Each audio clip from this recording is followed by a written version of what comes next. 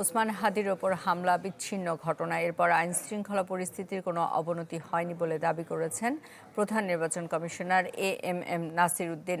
সকালে youth voter উদ্বোধন অনুষ্ঠানে তিনি বলেন, নির্বাচন নিয়ে কোনো শঙ্কা নেই, সবার সহযোগিতায় ভোটের আয়োজন করবে কমিশন। ভোটদানে তরুণ ভোটারদের উৎসাহে গুলশানে এই মক ভোটিংয়ের আয়োজন। অংশ নেন বিভিন্ন বিশ্ববিদ্যালয়ের শিক্ষার্থীরা, যেখানে ভোটারদের মতোই দীর্ঘ লাইনে দাঁড়িয়ে জীবনের প্রথম ভোট দেন অনেকে। জানান এমন পদক্ষেপ নিয়ে উৎসাহ উদ্দীপনার কথা।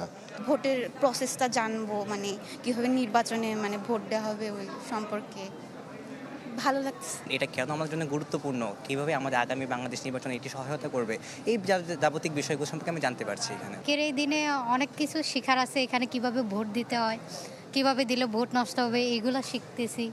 আয়োজনে অংশ নিয়ে প্রধান নির্বাচন কমিশনার বলেন, ফেব্রুয়ারির নির্বাচন নিয়ে কোনো শঙ্কা নেই, সবাইকে সাথে নিয়ে যথাসময়ে হবে নির্বাচন। ইনকিলাব মঞ্চের ওসমান হাদির ওপর হামলা বিচ্ছিন্ন ঘটনা বলেও মনে করেন সিইসি। বিজলি কেবলসের স্কিন কোটেড ইনসুলেশন আগুন প্রতিরোধী। বিজলি কেবলস, নিরাপদ আজীবন। আইনশৃঙ্খলা অবনতি হলো কোথায়?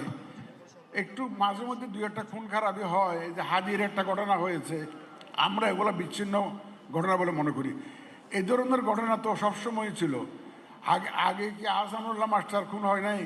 আগামী জাতীয় সংসদ নির্বাচনকে ঐতিহাসিক উল্লেখ করে সিইসি বলেন, সুষ্ঠু নির্বাচনের জন্য প্রস্তুত আইন শৃঙ্খলা বাহিনী। ইলেকশনের সময় পর্যন্ত যাতে শান্তি শৃঙ্খলা যাতে বজায় থাকে এবং সুষ্ঠুভাবে যাতে নির্বাচন আমরা করতে পারি, আমাদের আইন শৃঙ্খলা বাহিনী তাদের একদম সম্পূর্ণ প্রস্তুতির কথা গতকালকেই আমাদেরকে জানিয়েছে। তরুণদের উপর ভর করে বাংলাদেশকে এগিয়ে নিতে হবে বলেও মন্তব্য করেন প্রধান নির্বাচন কমিশনার। আশরাফুল আলম আকাশ, চ্যানেল 24, ঢাকা।